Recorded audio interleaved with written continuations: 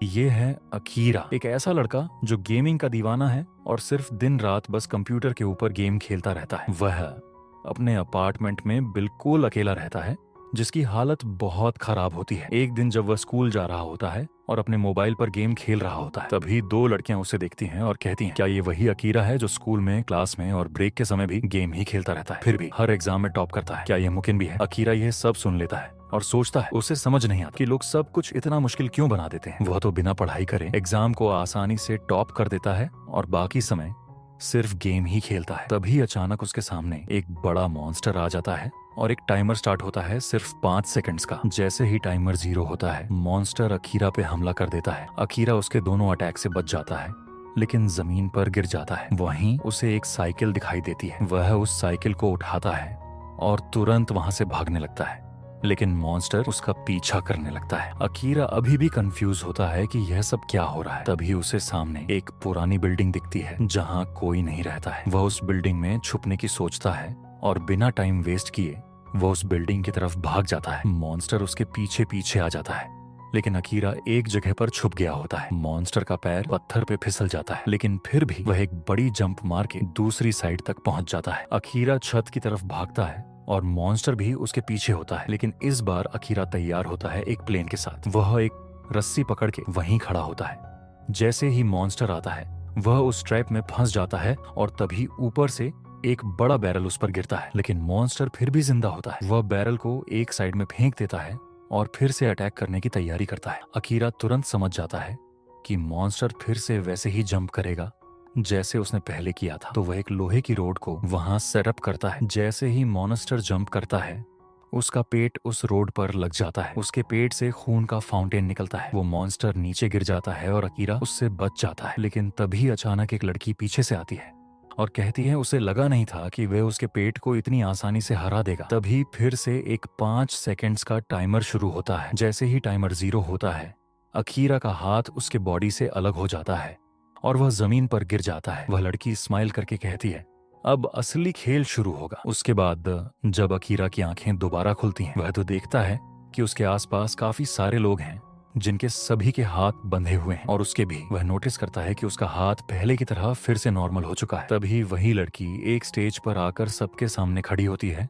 और अपना इंट्रोडक्शन देती है। उस लड़की का नाम होता है मियोन। वह सबको बताती है कि उन्हें एक एक्सपेरिमेंट के लिए चुना गया है, एक स्पेशल प्रोजेक्ट का हिस्सा बनने के लिए, और अब उन सभी का नाम नेशनल रिकॉर्ड से हटा दिया गया है। मतलब सोसाइटी के लिए अब वह सभी लोग मर चुके हैं। तभी उनमें से एक बंदा चिल्लाता है, ये बकवास बंद करो। लेकिन मियोन बिना किसी हिचकिचाहट के उसकी तरफ अटैक करती है और तुरंत उसकी जान ले लेती है। फिर वह एक स्माइल के साथ कहती है, शुक्रिया सभी लोगों के लिए एक परफेक्ट एग्जाम्पल बनने के लिए। उसके बाद वह सबको समझाती है कि जैसे उन्होंने देखा, वह अपने हाथ को एक कैनन में बदल सकती है। वह बताती है कि उन सबको भी इसी तरह के स्पेशल एबिलिटीज मिली है जो वह अपने बैटल्स के समय इस्तेमाल कर सकते हैं, लेकिन अभी उन सबके हाथ में जो शकल्स हैं वो उन्हें उनकी पावर यूज करने से रोक रहे हैं। जब ये शकल्स ग्रीन हो जाएंगे, तब वह अपनी एबिलिटीज को यूज कर सकते हैं। वो कहती है कि यहाँ कोई रूल नहीं है कि कौन किसे मारेगा, बस एक ही रूल है, कैसे भी जिंदा बचना। यही उनके प्रोग्राम के रूल्स हैं। फिर मियोन सीधा अकीरा की तरफ देखती है और कहती है, लगता है उसे इस टाइप की गेम्स काफी पसंद है। अकीरा कुछ जवाब नहीं देता। तभी एक और बंदा आगे बढ़ के पूछता है कि वह है कौन, ये जगह क्या है और वह उनके साथ ऐसा क्यों कर रही है। मियोन शांति से कहती है, बदकिस्मती से वह इन सवालों का जवाब नहीं दे सकती। वही यह आदमी फिर से पूछता है कि उसने उसे क्यों मारा। जो पहले सवाल कर रहा था, वो उसे बिना मारे भी रोक सकती थी। मियोन एक स्माइल देती है और कहती है, अच्छा सवाल है, पर उसने उसे इसलिए मारा क्योंकि वह एक बुरा इंसान है। अब मिल गया सवाल का जवाब। तभी एक और लड़की बीच में सवाल पूछती है कि उसने उन सभी को ही क्यों चुना। मियोन कहती है, वह सब रैंडमली चूज किए गए हैं, बस और कुछ नहीं। उसके बाद सबको उनके रूम्स में ले जाया जाता है। जब अकीरा अपने रूम में पहुंचता है तो उसके शेकल्स अपने आप खुल जाते हैं। वहीं टेबल पर एक पेपर पड़ा होता है, उसमें उसकी एबिलिटी के बारे में लिखा होता है। जैसे ही अकीरा उसे पढ़ता है, वह शॉक हो जाता है, लेकिन अभी तक उस एबिलिटी के सारे डिटेल्स उसे बताए नहीं गए थे। तभी मियोन उसे स्क्रीन पर देख रही होती है और बताती है अकीरा उसका फेवरेट है। फिर वह कहती है, चलो अब पहला प्रोग्राम शुरू करते हैं।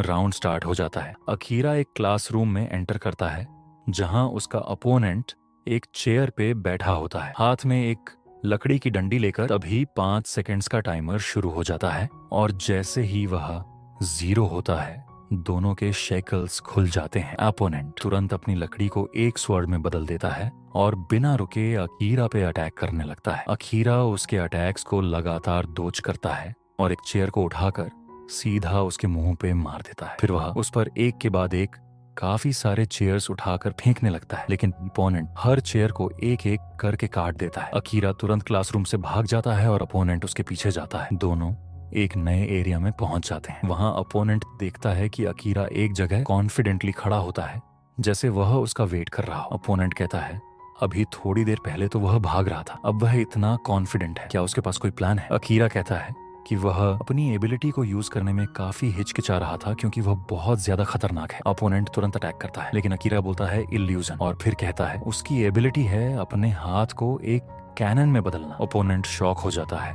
और डर के मारे सोचता है क्या इसके पास भी मियोन जैसी ही एबिलिटी है, और वैसा ही होता है। अकीरा का हाथ एक कैनन में बदल जाता है। फिर वह एक पावरफुल बम फायर करता है जो उसके अपोनेंट को सीधा दीवार से टकरा देता है। अकीरा आगे बढ़कर कहता है कि वह या तो सरेंडर कर दे वरना उसका नेक्स्ट अटैक बिल्कुल तैयार है। अपोनेंट पहले थोड़ा हिचकिचाता है, लेकिन जब वह अकीरा की आंखों में देखता है तो उसे समझ आ जाता है कि अकीरा कितना डेंजरस है। वह तुरंत सरेंडर कर देता है। इस तरह अकीरा वह राउंड जीत जाता है और उसका हाथ वापस नॉर्मल हो जाता है।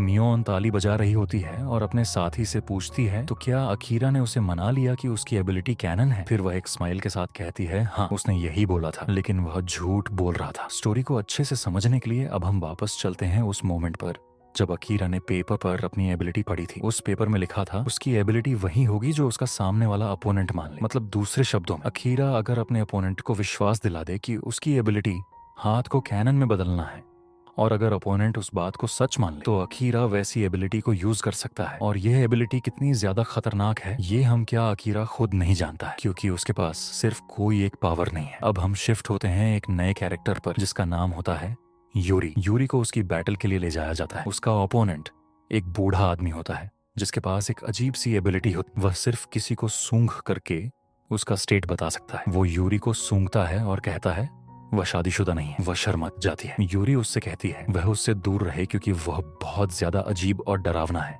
लेकिन वह बुढ़ा आदमी उस पर अटैक करने जाता है। जब टाइमर स्टार्ट होता है, जैसे ही शक्ल्स टूटते हैं, यूरी अपनी फुल पावर लगाकर उसके चेहरे पर एक जबरदस्त किक मार देती है, लेकिन वह बूढ़ा आदमी अपने चेहरे से खून को हटा देता है जैसे कुछ नहीं हुआ और वैसे ही खड़ा हो जाता है। फिर वह यूरी से गुस्से में घटिया तरीके से बातें करने लगता है और अचानक वह अपने पर्ट्स उतार के अपना घटिया रूप दिखाता है। वह एक बिल्कुल ठरकी इंसान होता है। फिर वह उस पर दोबारा चार्ज करने लगता है, लेकिन यूरी शॉक में थी इसीलिए वह कुछ रिएक्ट नहीं कर पाती। वह आदमी उसे पकड़ लेता है और दोबारा सूंघने लगता है और कुछ घटिया बातें भी बोलता है। तभी यूरी को अपना पुराना और खौफनाक दर्द याद आता है। वह गुस्से से बाहर आती है और उस आदमी के हाथ को पकड़कर तोड़ देती है। वह दर्द के कारण पीछे हट जाता है, लेकिन यूरी उसे कोई मौका नहीं देती है। वह अपनी पूरी ताकत से जमीन पर पंच मारती है जिससे बहुत सारी धूल वहां उड़ने लगती है।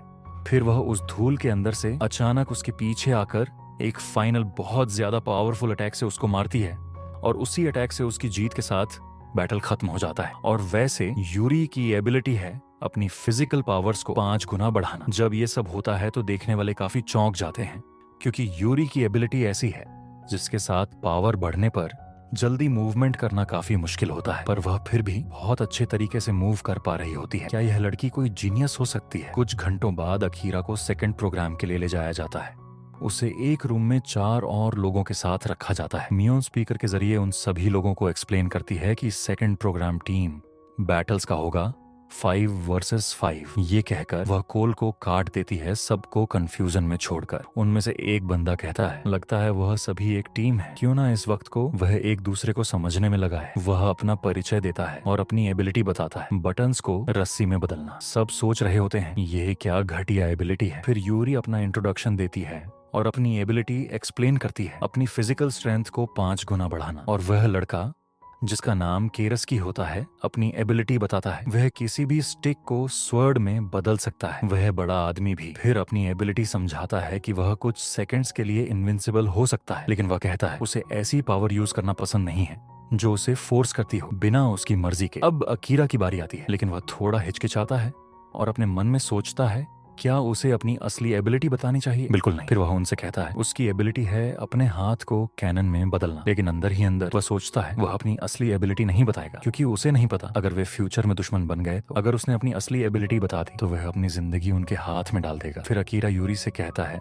अपनी फिजिकल एबिलिटी को दिखाने के लिए थोड़ा जंप करके अपनी स्ट्रेंथ टेस्ट करने के लिए। यूरी मान जाती है और अपनी पावर का इस्तेमाल करके जंप करती है, लेकिन केरसकी अपने मन में सोचता है नहीं, अगर उसने यहाँ जंप किया तो कुछ गलत हो सकता है। यूरी जंप करती है और सीधा सीलिंग तक पहुंच जाती है, लेकिन इस दौरान उसका स्कर्ट उड़ जाता है और सबके सामने दिखने लगता है। केरसकी अपनी आंखों को बंद कर लेता है। वह बड़ा आदमी भी अपनी आंखों को बंद कर देता है, लेकिन वह ठरकी गधे जैसी शक्ल का आदमी नहीं करता, बल्कि उसकी आंखों में दिल बन जाते हैं। यूरी तुरंत समझ जाती है और गुस्से में अपनी स्कर्ट नीचे करके चिल्लाती है उन सब ने उसे फुसला लिया, कितने बड़े ठरकी हैं वह लोग। उसके बाद सभी को एरिना में मैच के लिए बुलाया जाता है।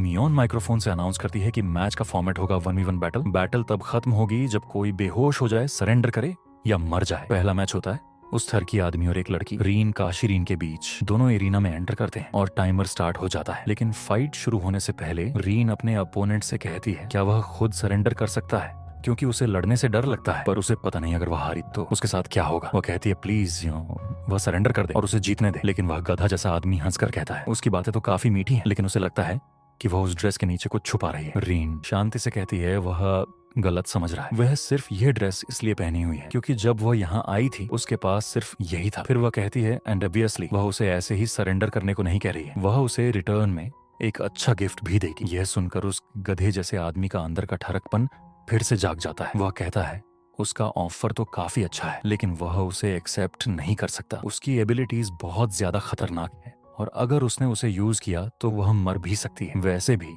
उसे लड़कियों पर हाथ उठाना पसंद नहीं है, तो क्यों ना वह कॉइन टॉस करके फैसला करें कि कौन सरेंडर करेगा। ऋण तुरंत मान जाती है और कहती है ठीक है। वह हेड चूज करती है। वह लड़का बोलता है तो वह टेल्स लेगा। फिर वह कॉइन हवा में उछालता है, लेकिन उसके कैच करने से पहले ही एकदम से कई 7 प्लेट्स उसके बॉडी के आर पार हो जाते हैं और वह तुरंत मर जाता है। सब लोग चौंक जाते हैं क्योंकि रीन ने बिना हिले उसे मार दिया था। अकीरा सोचता है ये क्या एबिलिटी थी, क्योंकि सब ने सिर्फ इतना ही देखा कि रीन ने हाथ हिलाया और ब्लेड्स हवा में आ गए और उस आदमी को मार दिया। थोड़ी देर बाद मेडिक्स आते हैं उसकी कंडीशन चेक करने। मौत पक्की करने के बाद वह अनाउंस करते हैं कि उसके शरीर को डिस्पोज कर दिया जाएगा। यह देखकर यूरी का दिल टूट जाता है और वह रो पड़ती है। तब सबको समझ आ जाता है कि यह कोई सिंपल गेम नहीं है, ये तो असली जिंदगी और मौत का सवाल है। लेकिन उस समय पर केरस्की बोलता है वह खुद ही केरस्की था, अगर वह थोड़ा और रुक जाता तो वह उसकी एबिलिटी समझ पाता। कितना फालतू था वह। यूरी गुस्से में चिल्लाती है कि वह किसी के मरने के बाद ऐसा कैसे बोल सकता है। तभी कोमागिरी भी उसकी साइड लेता है और कहता है वह भी ये बात नहीं मानता कि जो टीममेट अभी अभी एरिना में मरा हो उसके लिए ऐसा बोला जाए। वह उसे अपने शब्द वापस लेने के लिए बोलता है, लेकिन इसकी मना करता है, वह अपने शब्द वापस नहीं लेगा। अकीरा को लगता है अगर यह झगड़ा अभी नहीं रोका गया तो टीम के अंदर एक बड़ी लड़ाई हो सकती है। तभी ऋण वहां से सब कुछ सुन लेती है और अपनी टीम से कहती है इस टीम के अंदर की लड़ाई से उनका फायदा हो सकता है। लेकिन उसके टीम के मेंबर्स थोड़े उदास दिखते हैं, तो ऋण बोलती है क्या वह लोग इसलिए गुस्से में है क्योंकि उसने किसी को मार दिया। वैसे उसने खुद कहा था कि उसके पास ऐसी एबिलिटी है जो उसे मार सकती है। अगर वह उसे नहीं मारती तो शायद वह बंदा उसे ही मार देता। तभी अकीरा बीच में आकर सिचुएशन को संभालता है। वह कहता है बस करो सब लोग, वह सभी एक टीम है, अभी उन्हें फोकस मैच जीतने पर रखना चाहिए, वह बाकी बातें बाद में कर सकते हैं। सभी लोग उसकी इस बात से सहमत करते हैं और वातावरण थोड़ा नॉर्मल हो जाता है। अगले मैच का अनाउंसमेंट होता है जो कि कामागिरी वर्सेस एक लड़की जिसका नाम होता है तातारा रिंगो, उसके बीच में होता है। केरस्की नोटिस करता है कि तातारा बहुत ही ज्यादा शांत लग रही है, जबकि उसका एपोनेंट कामागिरी जैसा पावरफुल आदमी है। वह कामागिरी को सावधान करता है थोड़ा संभल के रहने के लिए, कहीं वह गधे वाली परिस्थिति दोबारा ना हो जाए। कामागिरी कॉन्फिडेंटली कहता है फिक्र की कोई बात नहीं है, लेकिन वह खुद भी नोटिस करता है कि तातारा का बर्ताव काफी अलग है। टाइमर स्टार्ट होता है और जैसे ही शक्ल्स खुलते हैं कामागिरी सीधा उस पर चार्ज करता है, लेकिन उससे पहले ही तातारा अपना हाथ उठाती है और सीधा सरेंडर कर देती है। सब लोग शॉक्ड रह जाते हैं। उस लड़की ने बिना फाइट किए ही गिव अप कर दिया होता है।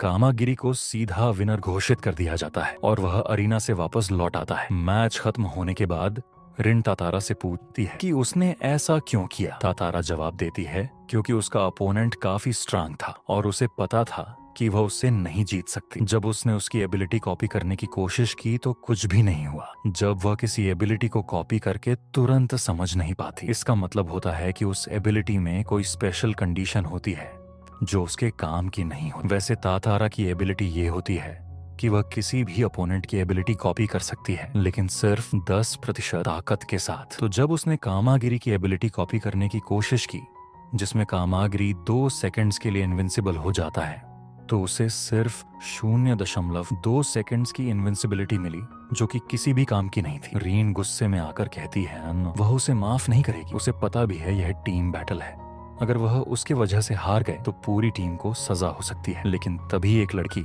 उसे शांत करती है और वादा करती है कि नेक्स्ट राउंड में वह पक्का जीतेगी। रिन थोड़ा शांत होती है और कहती है ठीक है, और उससे माफी मांगती है कि वह थोड़ा ज्यादा गुस्से में आ गई थी। अब अगला मैच स्टार्ट होता है केरस्की वर्सेस दूसरी टीम की एक लड़की के में मच। जैसे ही वह लड़की एरिना में एंटर करती है, रीन उसे याद दिलाती है कि अपना वादा मत भूलना। टाइमर शुरू होता है और जैसे ही शक्ल्स खुलते हैं, वह लड़की अपना वेपन निकालती है, एक स्लिंग शॉट। वह स्लिंग शॉट से एक छोटी सी बॉल केरस्की की तरफ शूट करती है, लेकिन केरस्की उसे ब्लॉक कर लेता है। लेकिन अगले ही मोमेंट सब शॉक्ड हो जाते हैं, क्योंकि वह छोटी सी बॉल एक बड़ी गोल्डन बॉल में बदल जाती है। तब रिवील होता है कि यही उस लड़की की एबिलिटी है। केरसाकी तुरंत रिएक्ट करता है और वह अपनी स्टिक को बदल देता है एक स्वॉर्ड में। जैसे ही केरसाकी अपनी स्वॉर्ड लेकर उस लड़की पर चार्ज करता है, वो लड़की एकदम से 3 बॉल्स केरस्की पर शूट कर देती है। केरसाकी उन तीनों से बड़ी आसानी से बच जाता है, लेकिन अचानक एक छोटी बॉल सीधा ऊपर से उसकी तरफ गिरती है। केरस्की तुरंत अपनी स्वॉर्ड से उस बॉल को बीच से काट देता है। सब लोग देख के शॉक्ड रह जाते हैं। केरसाकी अंदर ही अंदर सोचता है, अच्छा हुआ उसने अपनी असली एबिलिटी अब तक उन्हें नहीं दिखाई। उसकी असली एबिलिटी यह थी कि वह स्टिक को ऐसी स्वॉर्ड में बदल सकता है जो किसी भी चीज को काट सकती है। वह लड़की यह देखकर समझ जाती है कि अब उसके पास और कोई रास्ता नहीं बचा। वह सरेंडर करने का सोचती है, लेकिन जब वह रिन की तरफ देखती है तो उसे रीन का डरावना चेहरा मिलता है। वह डिसाइड करती है कि वह अभी पीछे नहीं हटेगी। वह और बॉल्स निकालती है और एक के बाद एक केरस्की पर शूट करने लगती है, लेकिन जब तक केरस्की नोटिस करता है, वह पूरी तरह से गिर चुका होता है, बस अपने सामने वाली साइड को छोड़कर। तभी वह लड़की कहती है अब वह उसका लास्ट भागने का रास्ता भी बंद करने वाली है और एक और बॉल केरस्की की तरफ फेंकती है, पर केरस्की उसे आसानी से खत्म कर देता है। लेकिन तभी एकदम से वह लड़की सीधा उसके ऊपर आ जाती है। उसने केरस्की को उलझा दिया होता है। उसके हाथ में अभी भी एक बॉल बची होती है, लेकिन केरस्की बिना टाइम वेस्ट किए एक नाइफ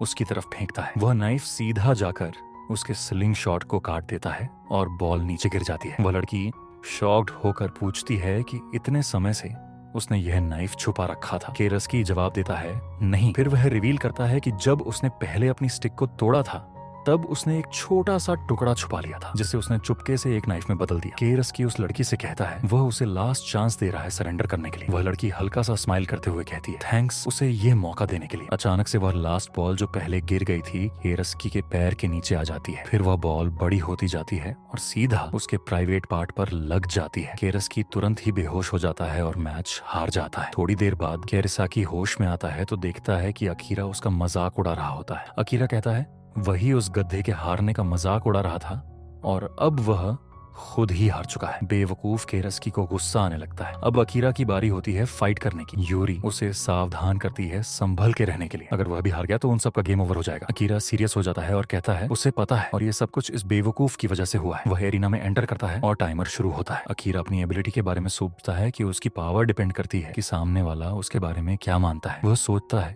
लेकिन यह बंदा कौन है? क्या यह उसका अपोनेंट है जो उसके सामने खड़ा है, या पूरी दुश्मन टीम, या हो सकता है उसके खुद के टीममेट्स? अब ये सब पता करने का समय आ गया है। जैसे ही शक्ल्स खुलते हैं फाइट स्टार्ट होती है। अकीरा अपने टीममेट्स की तरफ देखता है और कैनन एक्टिवेट करने की कोशिश करता है, लेकिन कैनन एक्टिवेट नहीं होती। वो कहता है अब सेकंड ट्राई की बारी है। वह सीधा केरस्की की तरफ देखता है और कहता है उसने क्या सोचा। वह इस बात को जाने देगा कि उसने एक हारने वाले का मजाक उड़ाया था और वह खुद भी एक मैच हार गया। अगर अकीरा अब नहीं जीता तो उसकी पूरी टीम हार जाएगी। वो बस एक परेशानी है, इसलिए वह उसे यहीं मार डालेगा। तभी अचानक कैनन एक्टिवेट हो जाती है और अकीरा सच में सीधे केरस्की की तरफ कैनन से फायर कर देता है, लेकिन केरसाकी कैनन का शॉट डज कर लेता है तब अकीरा कहता है वह अभी तो मजाक कर रहा था, लेकिन यह उसे एक सबक के तौर पर लेना चाहिए। उसका अपोनेंट डर जाता है और कहता है ये बंदा तो बहुत ही खतरनाक है। अकीरा अंदर ही अंदर सोचता है सॉरी केरस्की की, लेकिन उसकी एबिलिटी एक्टिवेट करने का सिर्फ यही तरीका था। अब जब उसका अपोनेंट विश्वास कर लेता है कि अकीरा की एबिलिटी कैनन है, तो अकीरा अब उसे आसानी से इस्तेमाल कर सकता है। अब वह अपने अपोनेंट पर बहुत सारे कैनन के शॉट्स फायर करता है, लेकिन उसका अपोनेंट एक बैरियर से खुद को बचा रहा होता है। चाहे अकीरा जितनी भी बार फायर करे, हर शॉट नाकामयाब हो जाता है। अपोनेंट घबराहट में चिल्लाता है ऐसे तो वह मर जाएगा। तभी लड़कियां उसे चीयर करने लगती हैं। रिन कहती है किसी लड़के को ऐसे चीयर नहीं करते, यह है असली तरीका। फिर वह उससे कहती है कि अगर वह जीत गया तो वह 2 लड़कियां उसे सब कुछ देगी जो वह मांगेगा। ये सुनकर वह बंदा एकदम से बहुत ज्यादा खुश हो जाता है, वह भी एक ठरकी स्माइल के साथ। लेकिन तभी अचानक एक जूता उसके मुंह पे आके लगता है और अकीरा अचानक उसके पीछे आकर खड़ा हो जाता है। वो उसे अपने दोनों हाथों को ऊपर करके सरेंडर करने को कहता है। अकीरा एक्सप्लेन करता है जब उसने पहली बार उसे हिट किया तो उसका बैरियर एक्टिवेट हुआ था, क्योंकि उस समय उसका हाथ जमीन को छू रहा था। लेकिन जब उसने उस पर जूता मारा तब उसका हाथ जमीन पर नहीं था और उसका बैरियर एक्टिवेट नहीं हुआ। इसका मतलब उसका बैरियर सिर्फ तब एक्टिवेट होता है जब उसका हाथ जमीन को टच करता हो। आखिर में वो बंदा सरेंडर कर देता है और अकीरा मैच जीत जाता है। मैच के बाद केरस्की गुस्से में अकीरा से पूछता है कि उसने उसे उस समय शूट क्यों किया था। अकीरा शांति से जवाब देता है सब ठीक है, उसने उसे हिट तो नहीं किया ना। केरस्की और गुस्से से चिल्लाता है अगर उसने डोज नहीं किया होता तो वह मर गया होता, इसलिए वह उसका बदला जरूर लेगा। अब अगला मैच शुरू होता है यूरी और उसके अपोनेंट के बीच। कामागिरी यूरी की एबिलिटी पर थोड़ा शक करता है और कहता है वह तो बस एक सिंपल सी लड़की है, चाहे उसकी ताकत 5 गुना भी हो जाए, ज्यादा कुछ फायदा नहीं होगा। टाइमर शुरू होता है और जैसे ही शक्ल्स खुलते हैं फाइट स्टार्ट हो जाती है। यूरी का अपोनेंट एक ऐसी एबिलिटी यूज करता है जिससे उसकी बॉडी स्टील की तरह हार्ड हो जाती है, लेकिन यूरी बिना किसी हिचकिचाहट के एकदम रॉकेट की स्पीड से उस पर चार्ज करती है और एक इतना पावरफुल पंच उसे मार देती है कि वह सीधा दीवार में जा टकराता है। अपोनेंट तुरंत ही नॉकू हो जाता है और मैच यूरी की जीत के साथ खत्म हो जाता है। अकीरा फिर कामागिरी की तरफ देखकर कहता है उसकी एबिलिटी सिर्फ ताकत और स्पीड को 5 गुना नहीं करती, बल्कि इससे उसके पंच में एक मोमेंटम आ जाता है जो उसे और भी ज्यादा पावरफुल बना देता है। तभी उस समय मियोन वहां आ जाती है और अनाउंस करती है कि यह था सेकंड प्रोग्राम का अंत, लेकिन तीसरा प्रोग्राम शुरू करने से पहले जो टीम हार चुकी है उन्हें पनिशमेंट मिलेगी। उसके बाद सभी के आंखों पर पट्टी लगा दी जाती है और उन्हें एक नए लोकेशन पर ले जाया जाता है। मियोन बताती है कि उनके आंखों से पट्टी हटा दी जाएगी जब पनिशमेंट शुरू होगी, जिससे वह हारने वाली टीम को सफर करते हुए देख सकते हैं। चलते वक्त अकीरा अपने मन में सोच रहा होता है ये पनिशमेंट किस लेवल की होगी, कहीं किसी को मारने का प्लान तो नहीं। लेकिन जैसे ही सब लोग एक रूम के अंदर एंटर करते हैं वह देखते हैं कि वहां तो बहुत सारा खाना लगा हुआ है। मियोन उन सब का स्वागत करती है और बताती है कि अब वह लोग मजे से खाना एंजॉय कर सकते हैं, जबकि हारने वाली टीम उनके अंडर काम करेगी। सब लोग चौंक जाते हैं। अकीरा सोचता है क्या यह थी वह पनिशमेंट जिससे वह इतना डर रहे। खाना खाते समय रीन अकीरा से कहती है उसे सबसे ज्यादा शौक तब लगा जब उसने अपने ही टीममेट पर फायर किया था, उसे अब उसके बारे में और जानना है। अकीरा सीरियस हो जाता है और उसे दूर रहने को कहता है। वो अपने मन में सोचता है यह लड़की खतरनाक, उसे इससे कोई लेना देना नहीं रखना है। थोड़ी देर बाद अकीरा यूरी से कहता है उसे वह चाय का कप पास करने के लिए। यूरी बोलती है क्यों नहीं। यूरी कहती है उसके हाथ में थोड़ा दर्द हो रहा है, शायद उसके लास्ट पंच की वजह से। अकीरा उसका हाथ पकड़ता है जिससे यूरी थोड़ा शर्मा जाती है। अकीरा यूरी के हाथ पर एक रुमाल बांध देता है और बोलता है शायद ये उसकी थोड़ी मदद कर दे। तभी केरस्की एक लड़की से कहता है जाकर उसके लिए एक चाय लाने के लिए। अकीरा बोलता है कि वह बहुत ज्यादा बुरा बर्ताव कर रहा है। केरस्की घमंड में जवाब देता है हाँ क्योंकि वह विनर है। अकीरा तुरंत कहता है लेकिन वह तो जीता ही नहीं था। केरेसाकी बिल्कुल चुप हो जाता है। वही लड़की जिसे उसने चाय लाने भेजा था अकीरा को शुक्रिया बोलती है और कहती है ये लड़का तो काफी दयालु है। अकीरा कहता है मिडिल स्कूल की लड़की के लिए यह सब काफी मुश्किल होता होगा, लेकिन वह लड़की सोचती है वह तो 3rd year high school student है, वह सिर्फ दिखने में छोटी है। ब्रेक के बाद तीसरा प्रोग्राम शुरू होता है। मियोन अनाउंस करती है कि हर टीम को अलग अलग रास्ता चूज करना होगा। वह इसके साथ एक और बात बोलती है कि जो पनिशमेंट अभी तक दी गई थी वह तो सिर्फ एक ट्रेलर था, असली पनिशमेंट तो अब शुरू होगी। सबको कहा गया था एक अलग अलग टनल चुनने के लिए। उन्हें पता चलता है कि अब वह सभी अलग होने वाले हैं। केरस्की कहता है हो सकता है